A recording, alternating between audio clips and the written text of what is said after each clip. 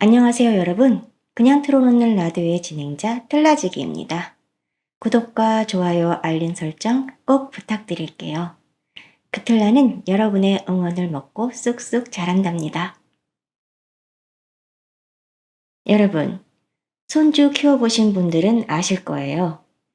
내 자식 키울 때보다 더 조심스럽고, 더 애틋하고, 더 마음이 쓰이는 게 손주지요.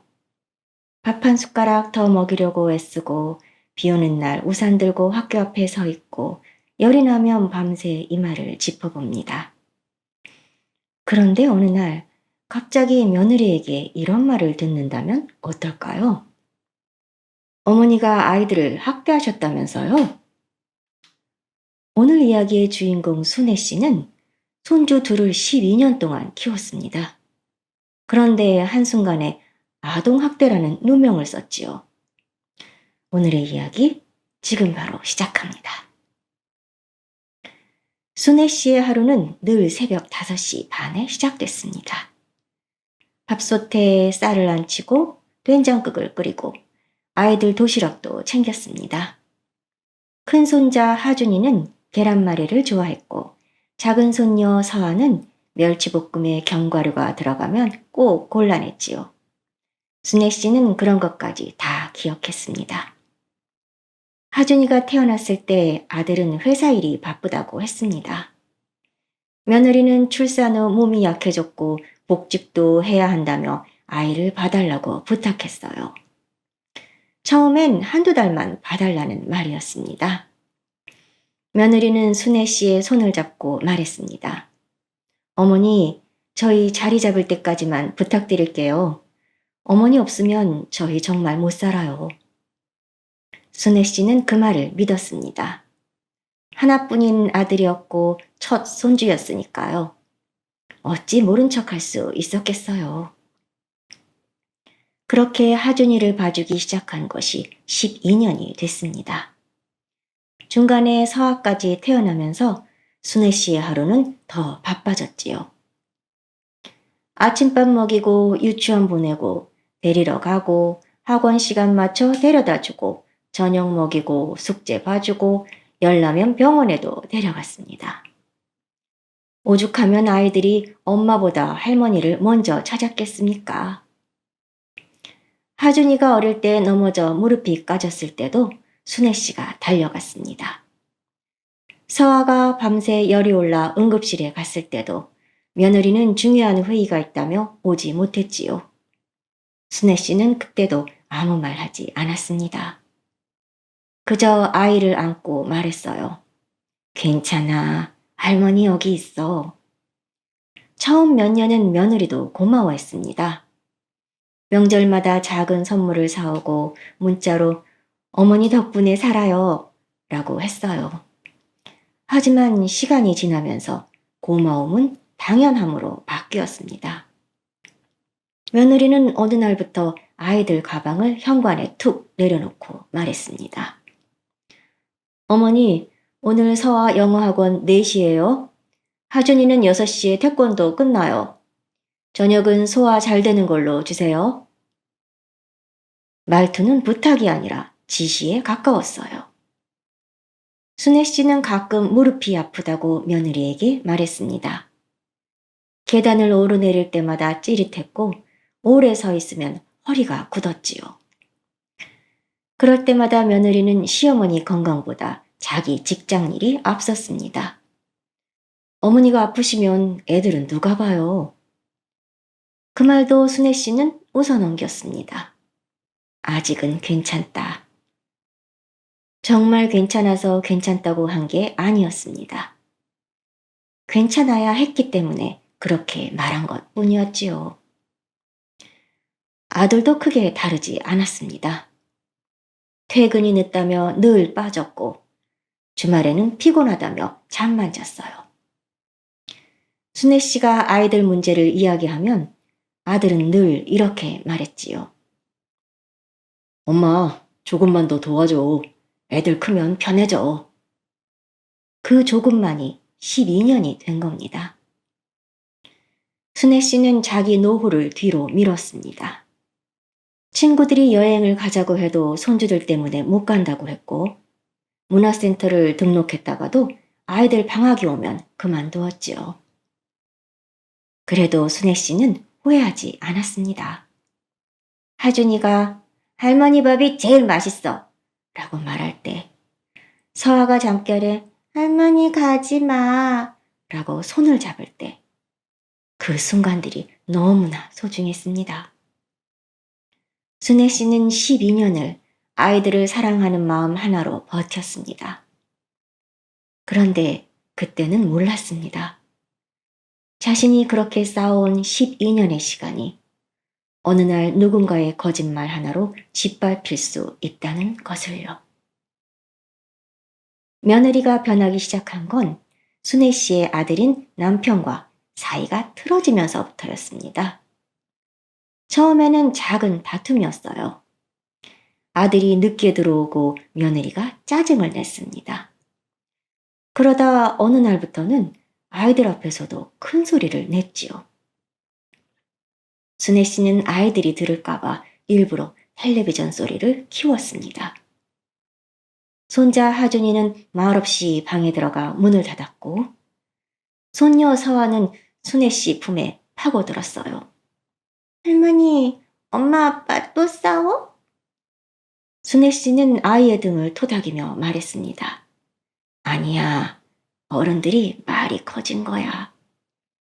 하지만 순애 씨도 알고 있었습니다. 둘 사이는 이미 오래전부터 금이 가고 있었다는 것을요. 며느리는 점점 순애 씨에게도 차갑게 굴기 시작했습니다. 아이들 준비물을 빠뜨리면 바로 순애 씨를 크게 탓했지요. 어머니, 제가 어제 말했잖아요. 왜 이런 것도 기억 못하세요? 순애 씨가 조심스럽게 말했습니다. 미안하다.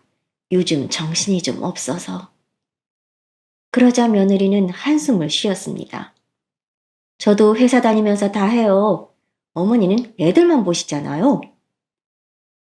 그 말에 순애 씨는 입을 다물었습니다. 애들만 본다.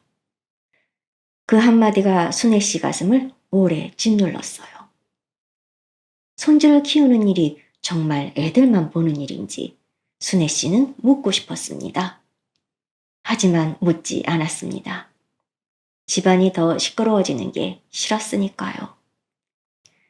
그 무렵 며느리는 친정엄마와 통화하는 시간이 부쩍 늘었습니다.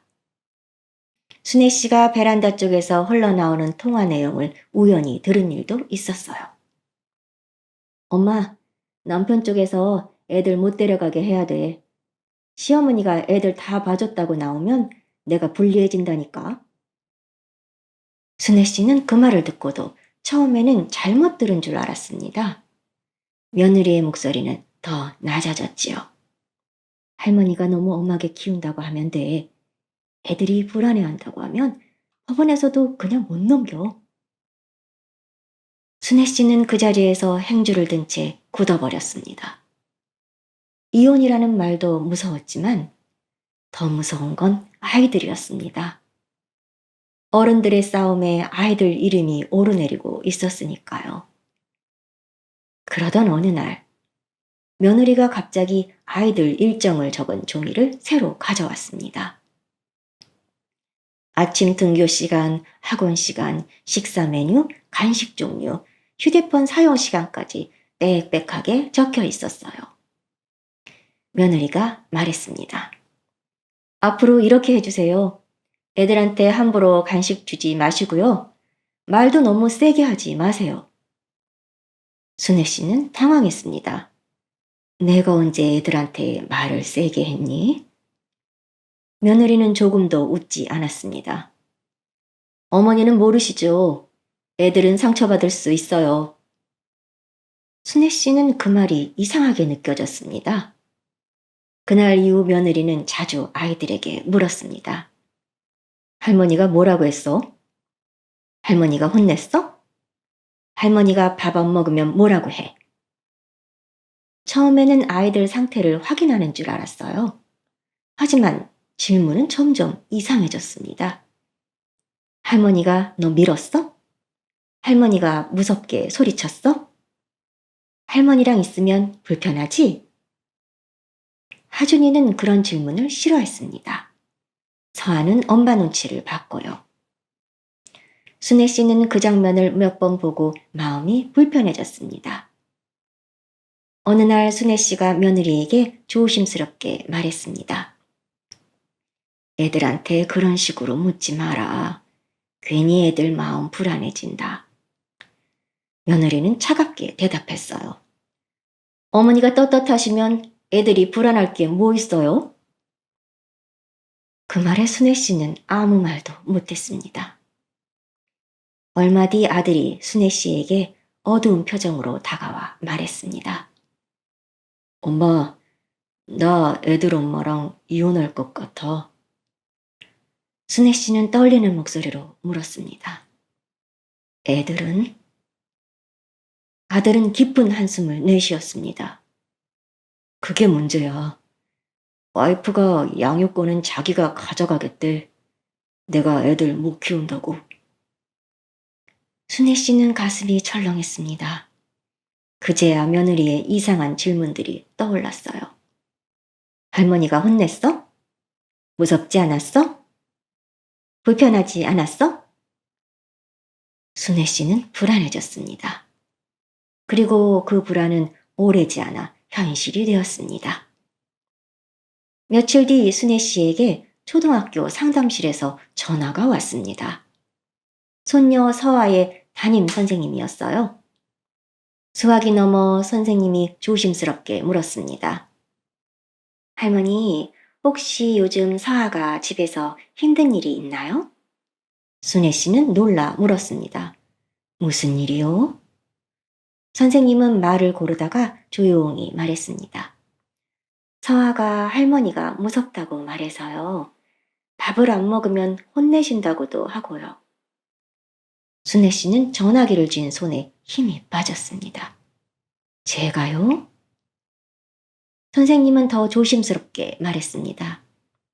정확한 확인이 필요해서 연락드렸습니다. 그날 순애 씨는 알았습니다. 자신의 지난 세월이 전혀 다른 의미로 바뀌고 있다는 것을요. 더 기막힌 일도 있었습니다. 며느리는 동네 엄마들이 모인 단체 대화방에 이런 글을 올렸어요. 요즘 시어머니한테 아이 맡기는 것도 조심해야겠어요. 어른들은 훈육이라고 생각하는데 아이들은 상처로 남더라고요. 이름은 쓰지 않았습니다. 하지만 그 동네에서 손주 둘을 매일 데리고 다니는 할머니는 순애 씨 뿐이었지요.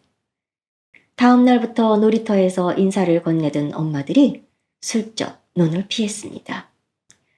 서아의 친구 엄마는 순애 씨가 다가가자 아이 손을 잡고 다른 쪽으로 가버렸어요. 며느리는 집안에서만 거짓말을 만든 게 아니었습니다. 밖에서도 이미 판을 짜고 있었던 겁니다. 순애 씨는 혹시나 하는 마음에 단체 대화방 화면을 캡처해 두었습니다. 평소 같았으면 증거로 남길 생각조차 못했겠지만 지금은 분명 예감이 좋지 않았어요. 며느리의 말은 그냥 하소연처럼 보였지만 읽는 사람들에게는 분명히 한 사람을 떠올리게 만드는 글이었습니다. 순애 씨는 다음 날 또다시 믿을 수 없는 일을 겪게 되었습니다.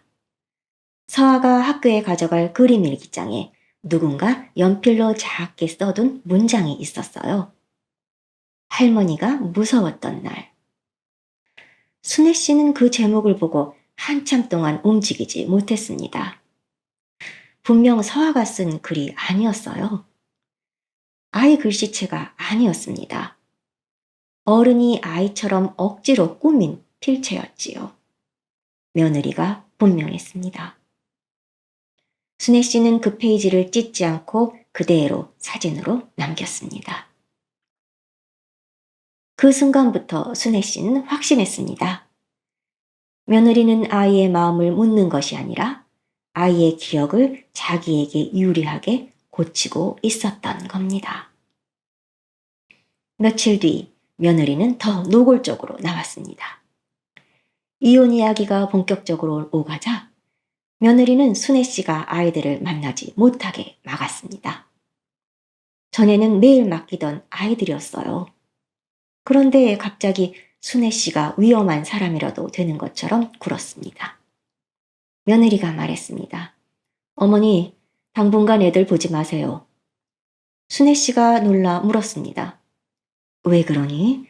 애들이 나를 찾을 텐데. 며느리는 차갑게 말했습니다. 애들이 어머니 무서워해요.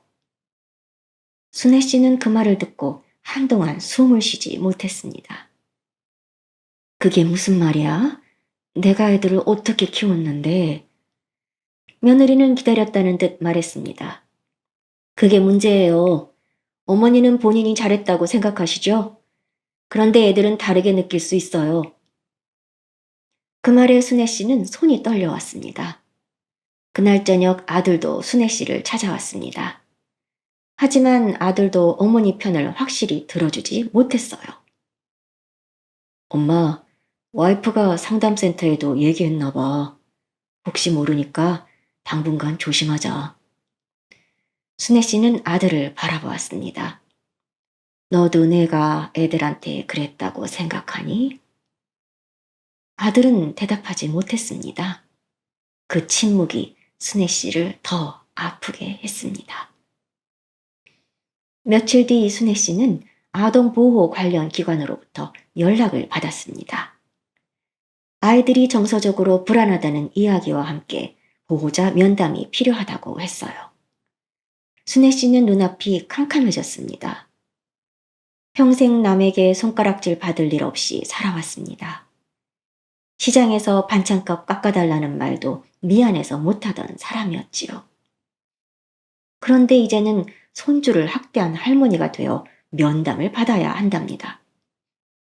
며느리는 그 사실을 주변에 흘리기 시작했습니다. 동네 엄마들 사이에 말이 돌았습니다. 할머니가 애들한테 심하게 했다며? 애들이 할머니를 무서워한대. 요즘 노인들 손주 보다가 감정 조절 못하는 경우도 많잖아. 순애 씨는 장을 보러 갔다가 이웃들의 눈빛을 느꼈습니다. 누가 대놓고 말하진 않았지만 다 알고 있는 듯 했어요. 그날 순애 씨는 시장 한가운데서 발이 떨어지지 않았습니다. 집에 돌아와 앉았는데 아무 소리도 들리지 않았습니다. 밥솥 소리도 냉장고 소리도 전화벨도 멀게 느껴졌지요. 그날 밤 손자 하준이가 몰래 전화를 걸어왔습니다. 할머니, 순애 씨는 목소리만 듣고도 눈물이 났습니다. 하준아, 괜찮니? 하준이는 한참 말을 못하다가 작게 말했습니다. 할머니, 나 할머니 보고 싶어. 순애 씨는 입술을 깨물었습니다. 할머니도 하준이 보고 싶어.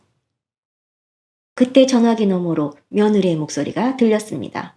하준아, 누구랑 통화해? 전화는 급히 끊겼습니다. 순애 씨는 한참 동안 휴대폰을 손에 쥐고 있었습니다. 이제 분명했습니다.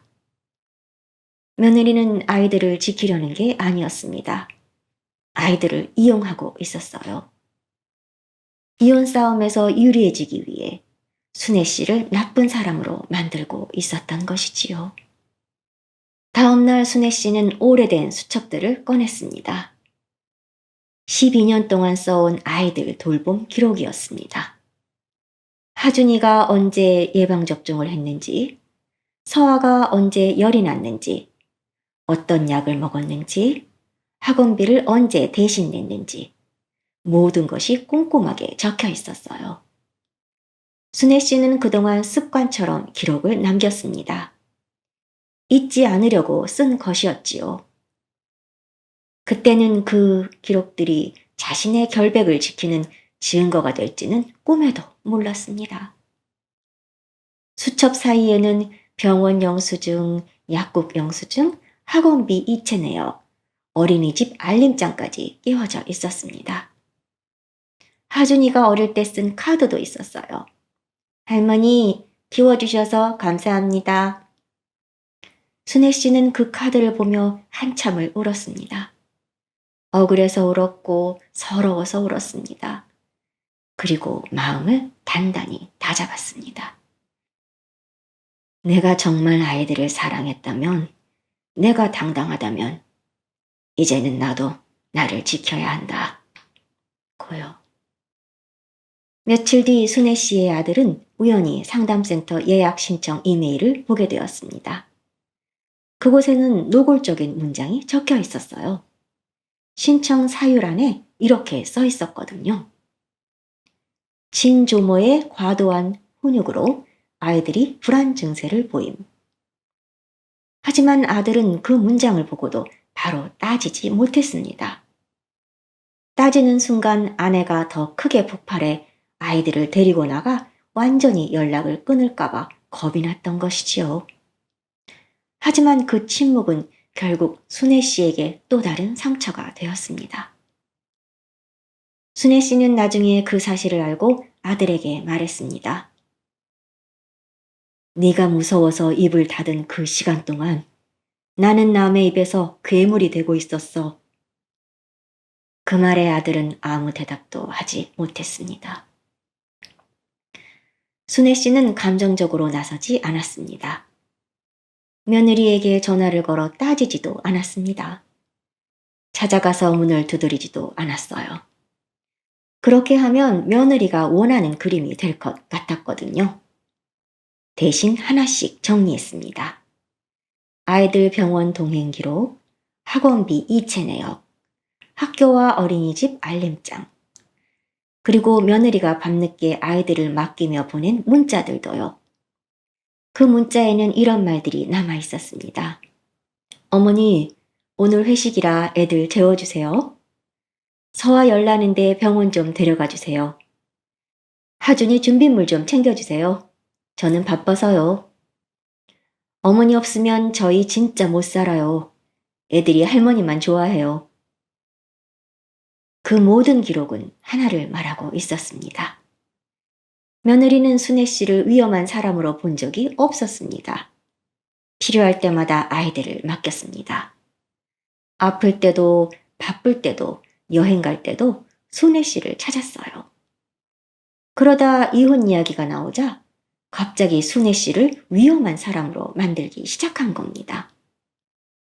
며칠 뒤 순애 씨는 하준이가 다니는 태권도장 앞에서 아이를 우연히 만났습니다.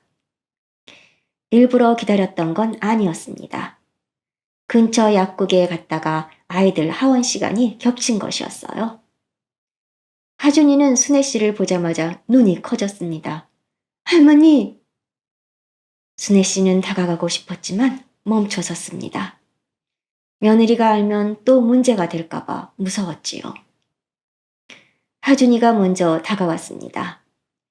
그리고 가방에서 작은 공책 하나를 꺼내 순애 씨 손에 쥐어주었습니다.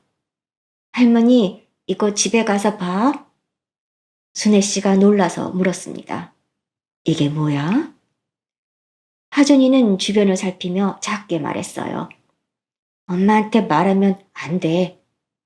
그리고는 급히 뛰어갔습니다. 집으로 돌아온 순애 씨는 떨리는 손으로 공책을 펼쳤습니다. 그 안에는 하준이의 글씨가 빼곡히 적혀 있었어요. 할머니는 나를 때린 적 없다. 할머니는 밥을 안 먹으면 걱정돼서 한 숟가락만 더 먹자고 했다. 엄마가 선생님한테 할머니가 무섭다고 말하라고 했다. 서아는 무서워서 엄마 말대로 했다. 나는 거짓말하기 싫다. 순애 씨는 공책을 품에 안고 그대로 주저앉았습니다. 억울함이 조금 풀려서가 아니었습니다.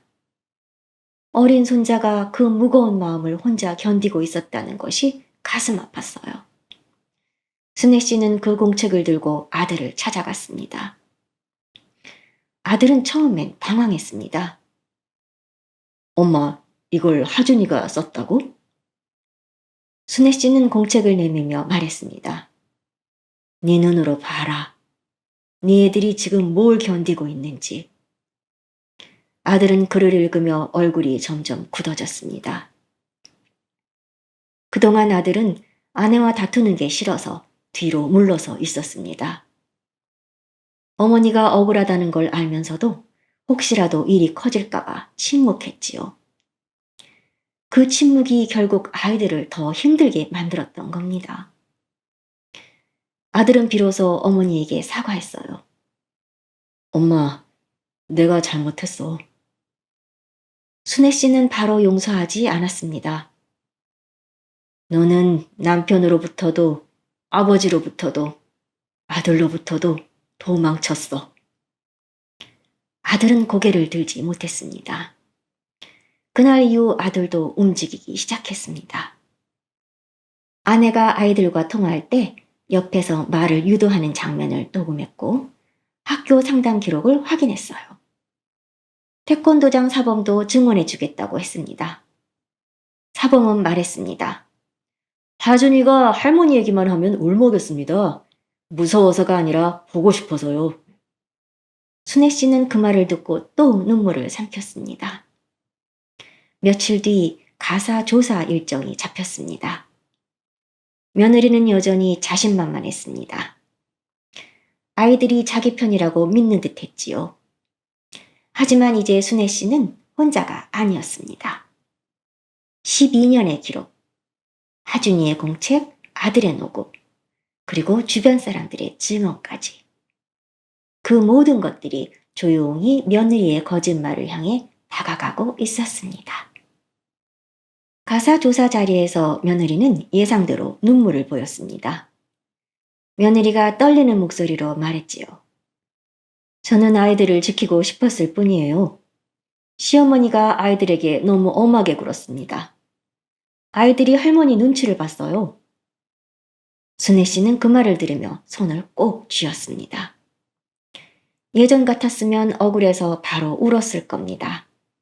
하지만 이번에는 울지 않았어요. 조사관이 순애 씨에게 물었습니다. 아이들을 돌보신 기간이 얼마나 되세요? 순애 씨가 대답했습니다. 하준이는 태어나면서부터 12년, 서아는 태어나면서부터 7년입니다. 조사관은 기록을 살펴봤습니다. 순애 씨가 제출한 자료는 두꺼웠습니다. 병원 진료 동행 내역, 학원비 이체 기록, 며느리가 보낸 문자, 어린이집 알림장, 학교 준비물 메모까지 있었지요. 그 안에는 며느리가 보낸 메시지도 있었습니다.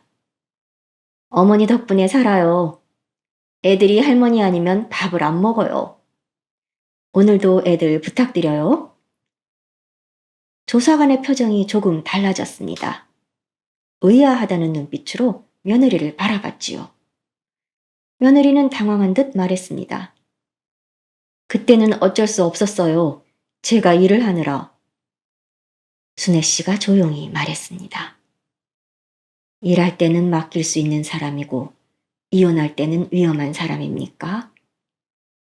며느리는 입을 다물었습니다. 그 다음 아들이 녹음 파일을 제출했습니다. 녹음 속에는 며느리의 목소리가 담겨 있었어요.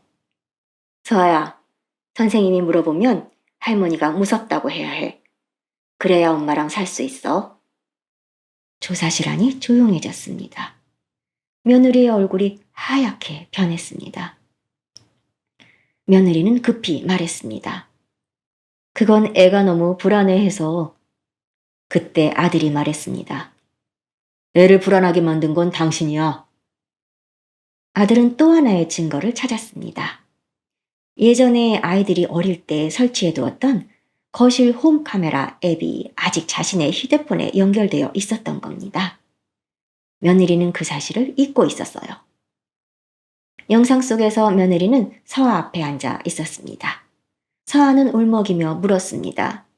난 할머니가 좋은데 왜 그래야 해? 그러자 며느리의 얼굴이 확 구겨졌지요. 시키는 대로 해. 그러자 겁에 질린 서아가 고개를 끄덕였습니다. 그 장면을 본 순애 씨는 한동안 말을 잇지 못했습니다. 아이가 엄마를 무서워해서 거짓말을 한 것이지 할머니가 무서워서 그런 게 아니었습니다. 그리고 마지막으로 하준이의 공책이 제출되었습니다. 조사관은 그 글을 조용히 읽었습니다. 며느리는 더 이상 눈물 연기를 하지 못했습니다. 그때 하준이의 상담 진술 내용도 확인됐습니다. 하준이는 상담 과정에서 이렇게 말했다고 했어요. 할머니는 무서운 사람이 아니에요. 엄마가 할머니 얘기를 나쁘게 하라고 했어요. 저는 할머니가 보고 싶어요. 순애 씨는 그 말을 듣고 고개를 숙였습니다. 안도해서가 아니었습니다. 아이들이 어른들 싸움 속에서 얼마나 힘들었을지 생각하니 가슴이 찢어졌어요. 조사관은 차분하게 말했습니다. 아이들에게 특정 진술을 유도한 사실이 확인됩니다. 이 부분은 매우 중요하게 보겠습니다. 며느리는 그제야 아들을 향해 소리쳤습니다. 당신 엄마 편 만들 거야? 내가 얼마나 힘든데? 나 애들 사랑해서 그러는 거잖아. 아들이 대답했습니다. 아이들을 사랑한다면서 아이들에게 거짓말을 시켜? 며느리가 순애 씨를 노려봤습니다. 어머니가 애들한테 너무 집착하니까 이런 일이 생긴 거예요. 순애 씨는 조용히 고개를 들었습니다. 내가 집착한 게 아니야. 네가 맡긴 애들을 내가 책임진 거야. 며느리는 아무 말도 못했습니다. 순애 씨가 이어서 말했습니다. 너는 필요할 때마다 나를 불렀어. 애들 아플 때도, 네가 회식 갈 때도, 여행 갈 때도, 그때는 가족이라더니 이제는 내가 학대하는 할머니가 됐니? 조사실화는 조용했습니다. 나는 아이들한테 부끄러운 할머니로 남고 싶지 않다. 그래서 여기까지 온 거야. 너한테 이기려고 온 게 아니라 내 손주들한테 진실을 남기려고 온 거야. 며느리의 얼굴은 굳어졌습니다. 조사관은 이어서 며느리가 동네 단체 대화방에 올렸던 글도 확인했습니다. 이름을 쓰지 않았다고는 하지만 특정할 수 있는 표현이 너무 많았습니다.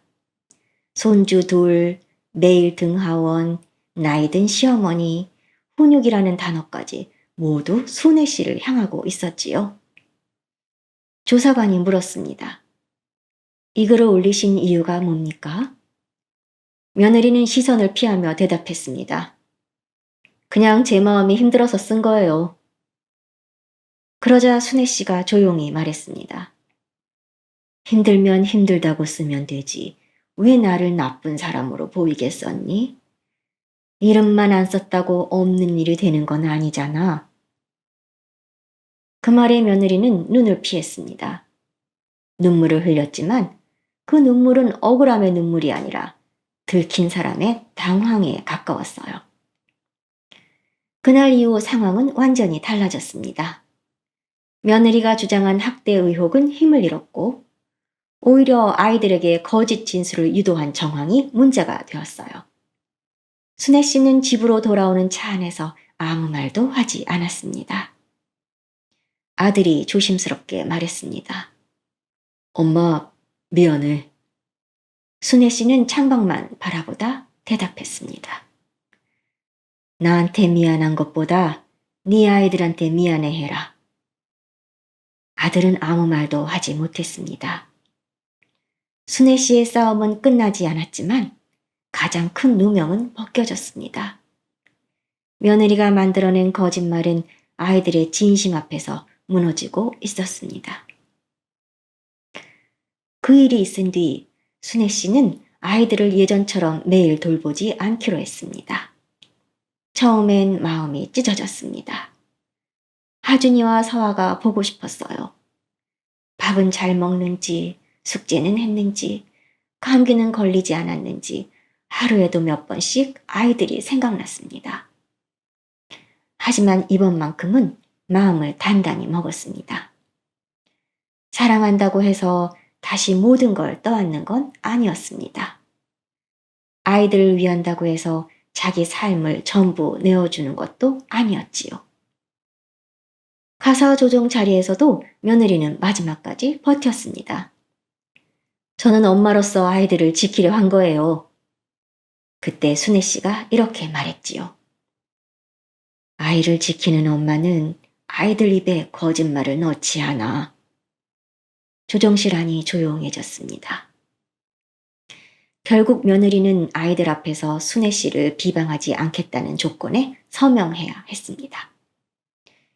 아이들과 할머니의 만남도 정해진 방식으로 이어가기로 했고요. 무엇보다 며느리는 학교와 상담기관에 학대 의혹은 확인되지 않았고 진술 유도 정황이 있었다는 내용의 정정 의견을 내야 했습니다. 순애 씨가 원한 건 복잡한 복수가 아니었습니다. 자기 이름 앞에 붙은 학대라는 두 글자를 지우는 것. 그리고 아이들이 더 이상 어른들 싸움에 끌려다니지 않게 하는 것.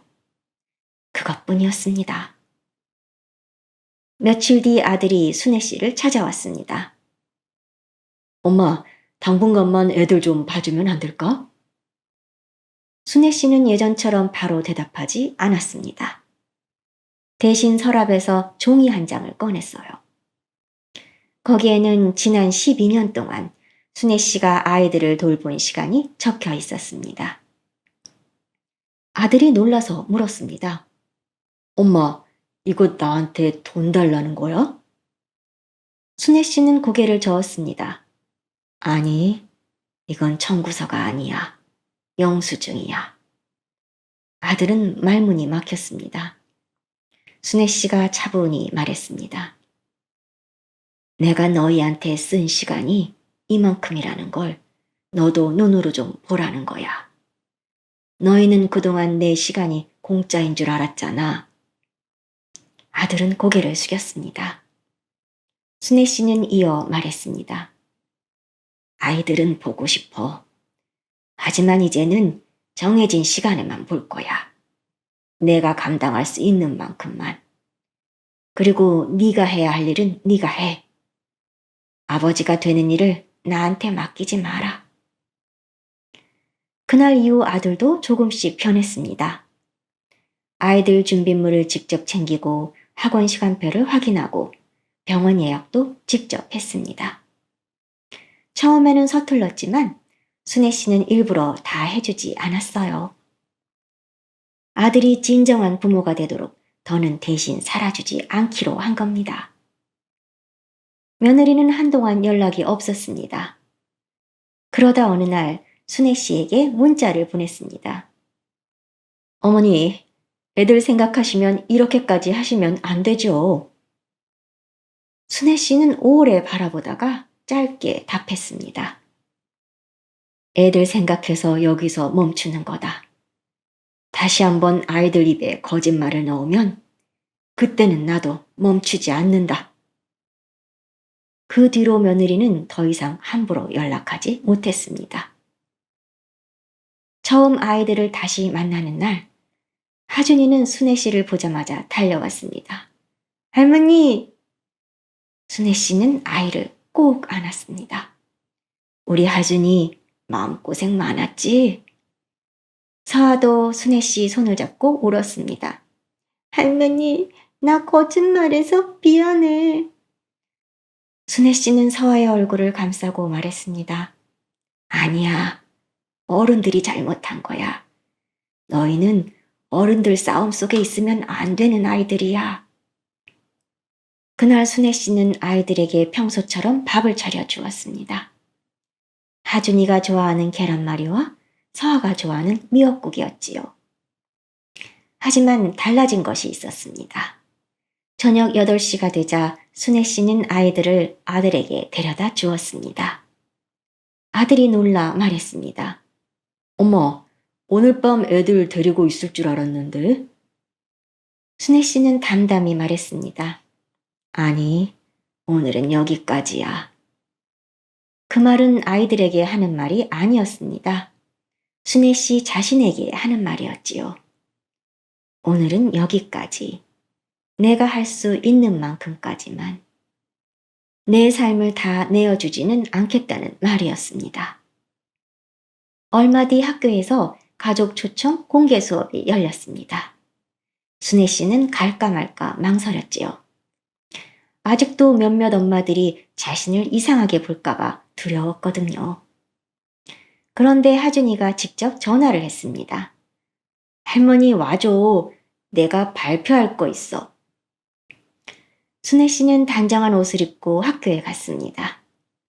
복도에서 몇몇 엄마들이 수군거렸지만 순애 씨는 고개를 숙이지 않았습니다. 그날 하준이의 발표 제목은 나를 지켜준 사람이었습니다. 하준이는 앞에 서서 또박또박 말했습니다. 우리 할머니는 나를 키워준 사람입니다. 내가 거짓말을 하려고 했을 때 할머니는 화내지 않고 기다려 주셨습니다. 저는 이제 할머니를 부끄럽게 만들지 않을 겁니다. 순애 씨는 그 자리에서 울지 않으려 입술을 꼭 깨물었습니다. 며느리도 교실 뒤에 서 있었습니다. 얼굴은 굳어 있었고 아무 말도 하지 못했습니다. 그날 며느리의 침묵은 순애 씨에게 어떤 고함보다 통쾌했습니다. 며칠 뒤 순애 씨는 오래 미뤄둔 무릎 치료를 시작했습니다. 병원에 가는 길에 친구 말순 씨에게 전화도 했어요. 말순 씨가 웃으며 말했습니다. 이제야 네 시간이 생겼구나. 순애 씨도 따라 웃었습니다. 그러게, 내 시간이 있는 줄도 모르고 살았네. 순애 씨는 문화센터에 등록했습니다. 하지만 이번에는 단순히 쉬기 위해서만은 아니었습니다. 수채화반 옆 게시판에 작은 메모도 붙였습니다. 손주 돌봄 당연한 일이 아닙니다. 기록하고 약속하고 서로 고마워해야 합니다. 어떤 할머니는 그 메모를 오래 읽더니 순애 씨에게 다가와 말했습니다. 나도 아들이랑 며느리한테 이 말 한번 해보고 싶었어요. 순애 씨는 그날 처음으로 알았습니다. 자기 일이 혼자만의 일이 아니었다는 것을요. 얼마 뒤 순애 씨는 문화센터 수채화반 옆에 붙였던 메모를 조금 더 크게 다시 썼습니다. 이번에는 그냥 혼잣말이 아니었습니다. 많은 이들이 답했지요. 손주를 돌보는 할머니들이 하나 둘 모여 자기 이야기를 꺼내기 시작했어요. 누구는 딸집 살림을 5년째 도맡고 있었고 누구는 며느리 눈치를 보느라 병원 예약도 미루고 있었습니다. 순애 씨는 그 자리에서 말했습니다. 우리가 손주를 사랑하지 않는다는 게 아니에요. 다만 사랑한다는 이유로 아무 약속도 없이 내 시간을 다 내어주면 언젠가는 고마움보다 당연함이 먼저 자라요. 그 말에 몇몇 할머니들이 고개를 끄덕였습니다. 순애 씨의 싸움은 이제 한 집안의 일이 아니었습니다. 말 못하고 참아온 사람들에게 자기 시간을 말해도 된다는 작은 신호가 된 것입니다. 어느 날 며느리가 다시 한번 비꼬듯 말했습니다. 어머니, 이제 돈 받고 애들 봐주시려고요? 참 야박하시네요. 순애 씨는 예전처럼 움츠러들지 않았습니다. 돈을 밝히는 게 아니야. 내 시간을 이제야 밝히는 거야. 며느리는 아무 말도 하지 못했습니다. 그리고 순애 씨는 더 이상 미안해하지 않았습니다. 손주들을 사랑하는 마음은 그대로였습니다. 하지만 그 사랑이 누군가에게 이용당하는 건 이제 끝내기로 했어요. 그날 저녁, 순애 씨는 혼자 집에 돌아와 따뜻한 차를 끓였습니다. 예전 같으면 아이들 숙제, 내일 준비물, 저녁 설거지로 정신없었을 시간이었지요. 집안은 조용했습니다. 처음엔 그 조용함이 낯설었습니다. 하지만 오래 앉아 있으니 알 것 같았습니다. 이건 버려진 조용함이 아니었어요. 되찾은 조용함도 그냥 편안한 조용함도 아니었습니다. 이번에는 선을 그은 사람만이 가질 수 있는 조용함이었습니다. 순애 씨는 창밖을 바라보며 작게 말했습니다. 나도 이제 나를 좀 키워야지. 12년 동안 손주들을 키운 할머니는 그날부터 자기 자신도 키우기로 했습니다. 결코 늦은 시작이 아니었습니다. 자신을 사랑하는데 알맞지 않은 순간은 없으니까요. 여러분, 오늘 이야기 어떠셨나요? 손주를 사랑해서 12년을 바친 순애 씨에게 돌아온 것은 고마움이 아니라 아동학대라는 누명이었습니다. 더 아픈 건 그 거짓말에 아이들까지 이용됐다는 사실이었지요.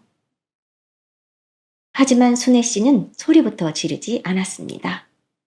울면서 매달리지도 않았고요. 자신이 쌓아온 시간을 기록으로 꺼냈고 아이들이 삼켜야 했던 진실을 끝내 세상 앞에 꺼냈습니다. 가족이라는 이름으로 누군가의 시간을 공짜로 쓰면 안 됩니다. 특히 손주 돌봄은 사랑이지 하청이 아니니까요. 여러분이라면 순애 씨처럼 다시 손주들을 만나셨을까요? 아니면 그날 이후 완전히 선을 그으셨을까요? 또 자식 부부에게 어디까지 도와주는 게 맞다고 생각하시는지 댓글로 남겨주세요. 지금까지 그냥 틀어놓는 라디오의 틀라지기였습니다. 이야기가 마음에 남으셨다면 구독과 좋아요, 알림 설정 부탁드릴게요. 오늘 하루도 자신을 아끼는 시간이 되시기를 바랍니다. 감사합니다.